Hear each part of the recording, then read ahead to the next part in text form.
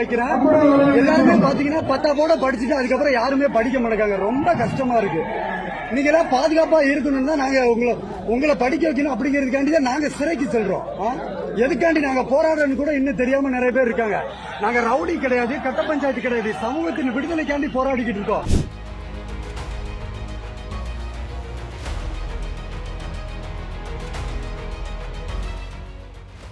கடந்த ஒரு வாரமா தீபக் ராஜான்றவர் பத்தின செய்தி தான் பரபரப்பா பேசப்பட்டு இருக்கு. யார் இந்த தீபக் ராஜா? 5 கொலை வழக்கு உட்பட 23 கேஸ்ல தொடர்புடைய தீபக் ராஜாவை கடந்த 20ஆம் தேதி காதலி கண் முன்னாடியே கொலை செஞ்சிருக்காங்க. கொலை செய்கிற அளவுக்கு தீபக் ராஜாவை தேடி வந்த பகை எது?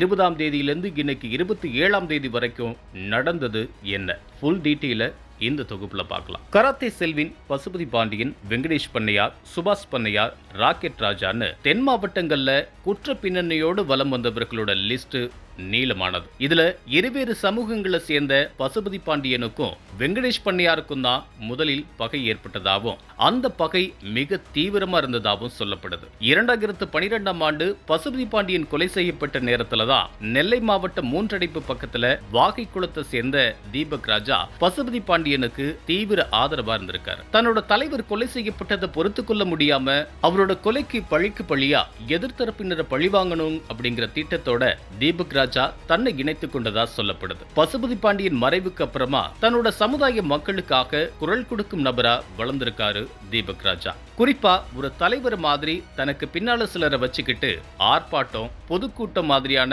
பொது மேடைகள்ல பேசுறது, தன்னோட சமுதாயத்துல யாராவது இறந்து போனாங்கன்னா அவங்க குடும்பத்தினருக்கு ஆறுதல் சொல்வதுன்னு பல செயல்களில் ஈடுபட்டு வந்தாரு தீபக் ராஜா. கடந்த 2016ஆம் ஆண்டு தூத்துக்குடி மாவட்டத்தில் நடந்த இரட்டை கொலை வழக்குல முக்கிய குற்றவாளியா தீபக் ராஜா பெயர் இருந்த நிலையில நெல்லை பாளையங்கோட்டை மத்திய சிறையில கைதி முத்துமனு கொலை செய்யப்பட்டதற்கு பழிக்கு பலியா தாளையத்தை சேர்ந்த கண்ணன் என்பவரை கொலை செஞ்ச வழக்கிலையும் தீபக் ராஜா முக்கிய குற்றவாளியா சேர்க்கப்பட்டார். திருநெல்வேலி, தூத்துக்குடி, தென்காசி, விருதுநகர், சிவகங்கை, தஞ்சாவூர்னு பல்வேறு மாவட்டங்கள்ல 5 கொலை வழக்கு உட்பட அடிதடி உள்ளிட்ட 23 வழக்குகள் தீபக் ராஜா மேல இருக்கிறதா சொல்லப்படுது. அதே மாதிரி பசுபதி பாண்டியனை கொலை செய்ததா சொல்லப்படுற நபரை கொலை செஞ்ச சம்பவத்திலையும் தீபக் ராஜா முக்கிய குற்றவாளியா கைது செய்யப்பட்டிருக்காரு. அதுக்கப்புறமா அவர் மேல குண்டர் தடுப்பு சட்டம் பாஞ்சிருக்கு. சட்டம் படித்த தீபக் ராஜா குண்டர் தடுப்பு சட்டத்துல தன்னை கைது செய்தது தவறுன்னு சொல்லி நீதிமன்றத்தில் வழக்காடி வெற்றி பெற்று மற்ற வழக்குகளையும் ஜாமீன் வாங்கியிருக்காரு. அதுக்கப்புறமா சென்னை, கோவை ஆகிய இடங்கள்ல தங்கியிருக்காரு. தன்னோட சமுதாய இளைஞர்களை நன்றா படிக்கும்படியும் அவர்களுக்காகத்தான் நாங்க களத்துல இறங்கி வேலை செய்யறோம்னு சொல்லி பேசிட்டு வந்திருக்காரு. தனக்கு எந்த நேரமும் ஆபத்து ஏற்படலாம் அப்படிங்கிறதுனால தீபக் ராஜா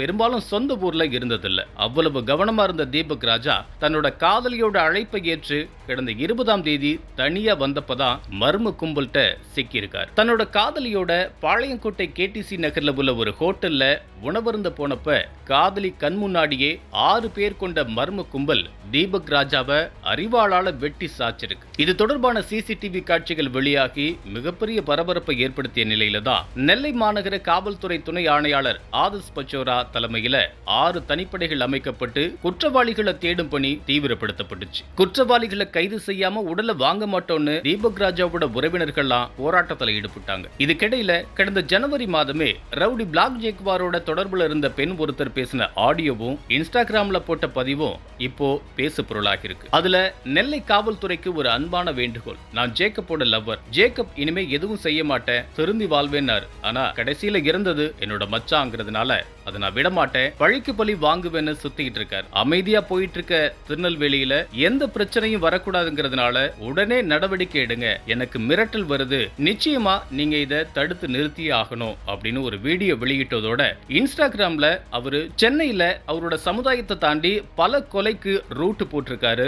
நெல்லையில அவருக்கு எதிரான சமூகத்தை சேர்ந்த முக்கியமான புள்ளிகளான தீபக் ராஜா, பாண்டியன், ஊசி பாண்டியன், அதிசய பாண்டியனை இன்னும் 1 மாசத்துக்குள்ள கொலை செய்ய திட்டம் தீட்டுறாரு. இதை நீங்க காமெடியை எடுத்துக்க வேணாம் அப்படின்னு பதிவிட்டு இருந்தாங்க. அவர் சொன்னது மாதிரியே தீபக் ராஜா இப்போ படுகொலை செய்யப்பட்டிருக்க நிலையில அடுத்து ஊசி பாண்டியனா அப்படிங்கிற கேள்வியும் எழுந்திருக்கு. இப்போ தீபக் ராஜாவோட கொலை தொடர்பா இதுவரைக்கும் 8 பேர் கைது செய்யப்பட்டிருக்கிறதுனால தீபக் ராஜாவோட உடலை வாங்கிக்கிறதுக்கு இன்னைக்கு அவரோட பெற்றோர் மற்றும் உறவினர்கள் சம்மதம் தெரிவிச்சிருக்காங்க. இதனால 7 நாட்களுக்கு பிறகு தீபக் ராஜாவோட உடல் அவங்களோட பெற்றோர்கள்ட்ட ஒப்படைக்கப்பட்டுச்சு. உடலை பெற்றுக்கொள்ளும் போதே குறிப்பிட்ட சமூகத்தை சேர்ந்த நூற்றுக்கணக்கான இளைஞர்கள் மருத்துவமனை வளாகத்துல குவிஞ்சாங்க. இதனால சுதாரிச்சுக்கிட்ட காவல்துறையினர் அண்டை மாவட்டங்களான தூத்துக்குடி, கன்னியாகுமரி மாவட்டங்களிலிருந்து கூடுதல் காவல்துறையினர் வரவழைக்கப்பட்டு தீபக் ராஜாவோட உடல் ஊர்வலமா எடுத்துச் செல்லப்படுற வழிநெடுகளையும் குவிக்கப்பட்டாங்க. மொத்தமா 2000 போலீசார் பாதுகாப்பு பணியில ஈடுபடுத்தப்பட்டதா சொல்லப்படுது. உடல் பெறப்பட்டு